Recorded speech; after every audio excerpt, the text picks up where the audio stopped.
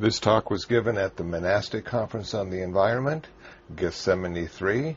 It was given by Sister Judith Sutera. The title of her talk, The Rule of Benedict.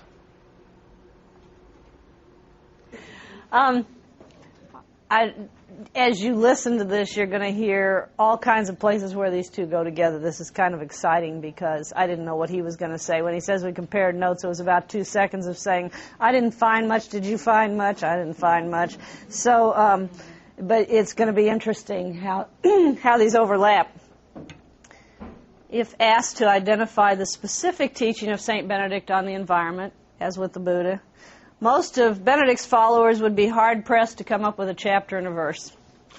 Benedict never mentions a specific love for nature or a concern for ecology or even acknowledgement of the relationship between the community and the nature around them. Yet there must be something inherently healthy in a way of life which is known for its ability to live simply and in harmony with nature. Now, I have to say that's not always been the case in every time and place, but by and large the good reputation is there. So if the key is not in his words and his instructions, one might have to look at the life and conclude that there is some underlying spirit which causes people to act the way they do. First of all, we have to remember Benedict is not the founder of a monastic tradition. He doesn't come at the beginning of an innovative period. He comes at the end of one. He is the synthesizer and the purifier of the tradition. The impulse which first brought people to form communities was wrought by the transition from the ideal of the early church and the realities of life under persecution. And of course, the first foundation is Scripture. And the Scripture foundation is that in the beginning, the world was unified. It was one in praise, in unity, in the image of God, in this ideal garden. The other thing that moved the monastics in the desert was the teaching of Jesus that said, the kingdom is here and the kingdom is now. So they believed in the eschatological nature of life. Everything should be moving towards the fulfillment of the kingdom, which was the circle back to the beginning. Paul identified Jesus as the new Adam, the one who had opened the gates of paradise and would restore the natural goodness and the natural balance. So, these early Christians concluded that if the kingdom is here and the kingdom is now, then maybe somebody ought to start acting like it. What would that life be like? And how, by beginning to model it, can we bring it closer to fulfillment? So just as today there's the catchphrase, what would Jesus do? Maybe monasticism is founded in, would this happen in Eden? It's no accident that so many of the desert stories are about the monastics' relationships with animals, with the earth providing miraculously for their needs, for the development of communities that were of one heart. The desert was to become the flowing garden of primeval holiness. He talked about being pre-modern. That's about as pre-modern as you can get. We've got to get ourselves back to the garden, as the old song says. But Benedict, unfortunately, doesn't waste any parchment theologizing about this. So he simply assumes the premise that a harmonious community of people committed to living a life that is accountable and holy will strive to do the right thing. Would this happen in Eden? He merely describes in the rule how these people live and function. Right thinking will evoke right practice. Right practice will lead to right thinking. And the foundation of the practice is simply being in the school of the Lord's service. On the most practical of levels, the Benedictine is committed to stability, professes stability. This place and this people will be my place and my people for my entire life. Stability requires environmental responsibility because simply I cannot poison my own well. A farmer does not take everything from the land and then just move next door. A family may not exhaust all of its resources and expect more to fall from the sky. A neighborhood cannot dump its waste in its own streets and not suffer ill effects of body and spirit. A monastery is a tangible place, and the monastic is a person of a place. It's no wonder then that Benedictines, and especially Cistercians, contributed so much to the technical and engineering aspects of land and water conservation in past century. Benedict does sort of lay the foundation for this in his comment in chapter 66, quote, "The monastery should, if possible, be so constructed that within it all necessities are contained." His are practical concerns. He also notes in chapter 55 that for other items, such as clothing, the community should, quote, "use what is available in the vicinity at a reasonable cost." Pretty simple, pretty straightforward. Needless to say, modern life has taken us further and further from these goals as we become more and more dependent on others for our energy sources, our food, our material resources. We're trapped in a lot of ways by the modern world systems. We're struggling mightily and sometimes not even motivated to struggle to reduce our carbon footprint, to eat local foods, to get off the grid, to reduce our waste, so on and so on. And yet it's virtually impossible in this culture. The good news, though, is that we are grappling with the issues. Something in our deepest sense of Benedict's teaching is still tugging at our consciousness. Where is it? What is it? I would like to submit one possibility, one which when I first discovered it some years ago seemed so amazingly obvious and so subconscious. It's the one place where Benedict does address the relationship of the monastic with all of creation, and that's the chapter on material goods, chapter 31 to 34.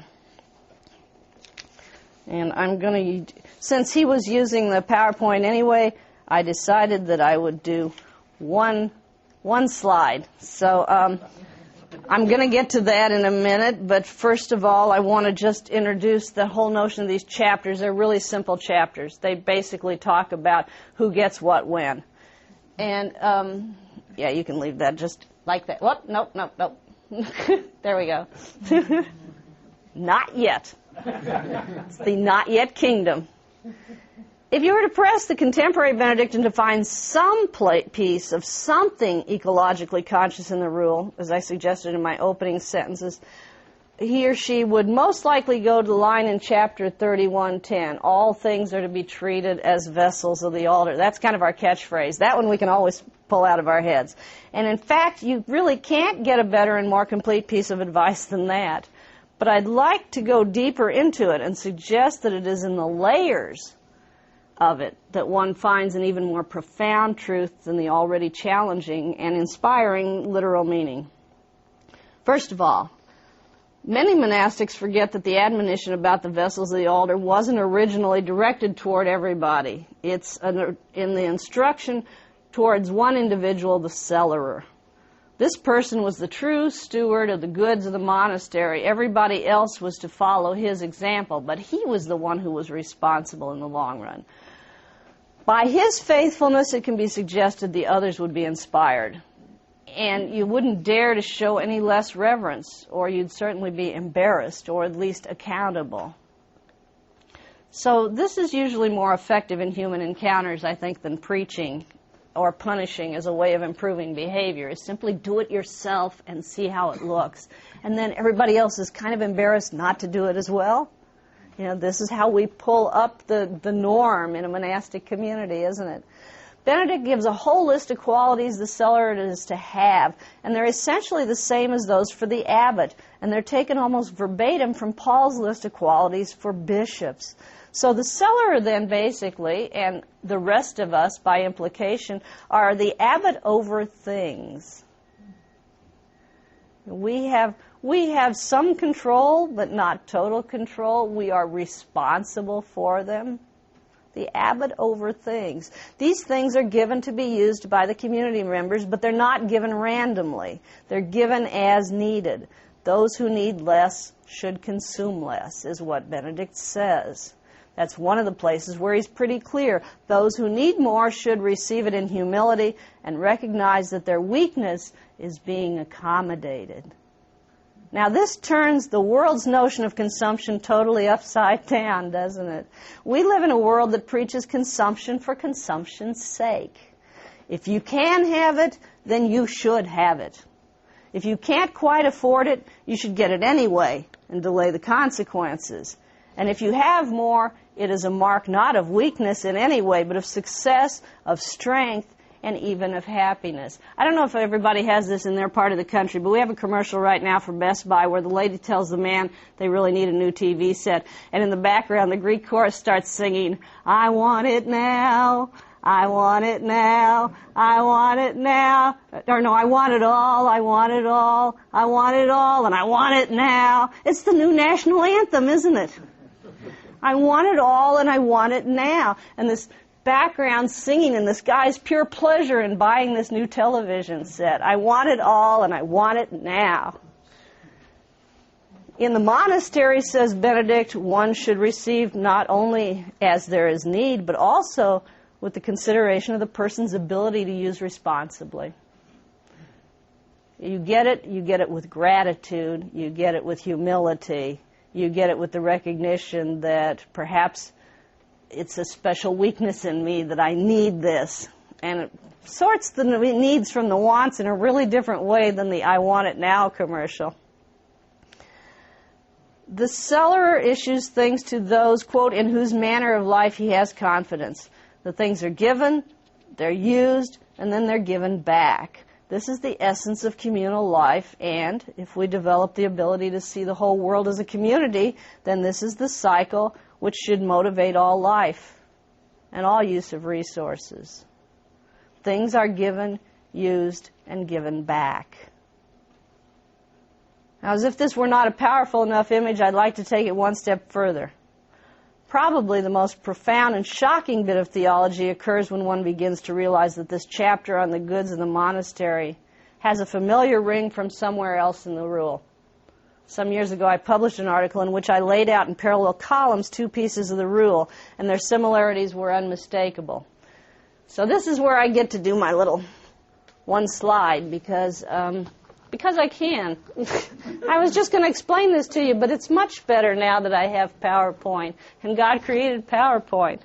Chapter 32, the tools and goods of the monastery. The goods of the monastery, that is, its tools, clothing, or anything else, and it was interesting because you used the word tools in a couple of your things too, should be entrusted to brothers whom the abbot appoints and in whose manner of life he has confidence. Good, sensible instruction. He will, as he sees fit, issue to them the various articles to be cared for and collected after use. What I was just talking about is that cycle of use. The abbot will they're really recycling. The abbot will maintain a list of these so that when the brothers succeed one another in their assigned task, he may be aware of what he hands out and what he receives back. It's a nice practical little consideration. But here's the thing that just knocked me out when I found it. Whoever fails to keep the things belonging to the monastery clean, and this is still part of this, treats them carelessly should be reproved. Okay, obviously, if you can't take care of this stuff, you're not going to get it the next time. If you can't take care of this stuff, you've damaged the fabric of community. But here's the thing that really knocked me out. Chapter 4, the tools for good works. And it begins with a list of good practices. And again, this totally parallels with what you were saying because it starts out with the things from Scripture. Do not kill, do not steal, do not lie, etc. Then it goes into the New Testament, the Sermon on the Mount, being a peacemaker and the works of mercy, to visit the sick and clothe the naked. And then it goes into some things just about the practice of living in community, don't let the sun go down on your anger and those kinds of things. Whole big long list of stuff that one can do to be a good practitioner. These then are the tools of the spiritual craft. When we have used them without ceasing, day and night, and have returned them on Judgment Day, Our wages will be the reward the Lord has promised. The workshop where we are to toil faithfully at all these tasks is the enclosure of the monastery and stability in the community. Well, now we've got something totally more going on in that chapter about tools. So the cosmic wholeness of Benedict's sense of the world is summed up in these simple paragraphs. There's no such thing as a small act or a meaningless act in a life if one is living in mindfulness of their stewardship, of their position in the grand scheme of things. Everything points to a total and universal truth. All creation is united in the movement towards this ultimate unity and harmony. So, every time I pick up a broom or a hammer, every time I run water or turn on an appliance, I'm acting out my understanding of the meaning of life and the final judgment, that all I have has been given as a gift and I must return it both positively maintained and positively used. The cellarer doesn't want the shovel back clean because you never got around to digging the hole. The cellarer wants the shovel back clean because you did what you were supposed to and did no damage to the thing which had been loaned to you. And if this isn't a clear enough mandate, I'd like to return to that lovely line about the vessels of the altar and add even one more layer. The line is not original to Benedict, as the Benedictines in here I hope know. It is another one of the pervasive scriptural citations, and it comes from an obscure line in a minor prophet, Zechariah. Zechariah 14:20-21 announces that, quote, "The pots shall be as the libation bowls before the altar, and every pot in Jerusalem and in Judah shall be holy to the Lord of hosts." And I think somebody yesterday referred to that kind of the New Jerusalem, the ideal community. The prophet was making one of those on that day prophecy. On that day when the Lord comes, on that day when the earth and the heavens have been restored, Jerusalem is the New Jerusalem, then everything will be a vessel of the altar. It's straight out of that prophecy. So Benedict is evoking an eschatological image. Everything has become sacred in the already not yet kingdom. The New Jerusalem, the New Eden that the monastery is to symbolize has to be happening now. The kingdom is here, the kingdom is now. The reverence for all things as vessels of the altar implies that we got to Jerusalem and everything is a sacred vessel. Every person then is a sanctified minister of God. Everybody's working in the temple, aren't they? Everybody is a sanctified minister of God. Everyone has been ennobled and empowered to share in the divine mysteries and the divine ministry of creation. You know, if once every 1,000 times we used a tool or a natural resource, we'd realize the totality of this truth, we would be transformed. If by our example we could bring others to this, they might be transformed. They might feel a little more like they were living in the kingdom as well. But to develop such mindfulness, of course, is always a challenge. Once again, we return to the notion of thinking shaping practice and practice shaping thinking. We have to continue to ask ourselves the hard questions in a time of great complexity. It's no longer reasonable to assume that everything we need is going to be produced and contained in the monastery. So how do we at least keep reminding ourselves about our dependencies? How do we develop an awareness of where things come from and how they're produced? And not just literally where they come from in terms of production, but where they come from. How committed are we to a simple lifestyle? How much can we adjust our expectations, and do we even want to? If we can't do everything, do we at least attempt to do something? If we do have bountiful resources, how do we preserve them, reverence them, share them, steward them, and be ready to return them. The central question remains, if the kingdom is here and the kingdom is now, who will act like it? Would this happen in Eden? And if people can't look to those who are supposed to be connected to the spiritual world, who are supposed to understand the unity of all creation, to whom can they look? And this is the point he made. We have to be example. We have to have this so ingrained in us that people just see it. We don't have to be perfect, but we have to be trying. In the life of St. Benedict, St. Gregory, or whoever wrote it, tells a story about Benedict having a vision, and we love this one too. It's one of those things that we grab onto as being inspiring without pulling it apart and realizing how scary some of it is. The whole world was gathered up before his eyes in what appeared to be a single ray of light. And Gregory goes on to explain how that is the light of contemplation. All creation is bound to appear small, he says, to a soul that sees the Creator. But we tend to think of that on that very transcendental, meditational level of, all creation is bound to appear small to a soul that sees the Creator. But I don't think this merely suggests that contemplation raises one to where all the world is insignificant in perspective. It raises one to where one sees, like that moon rise or earth rise from the moon, the perspective.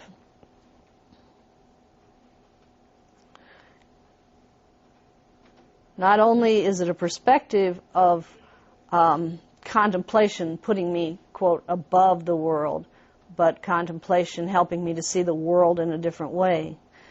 That all the world can be seen and understood then as a single entity. And if a single entity, then a single responsibility with all acts in every single act and all life in a single light.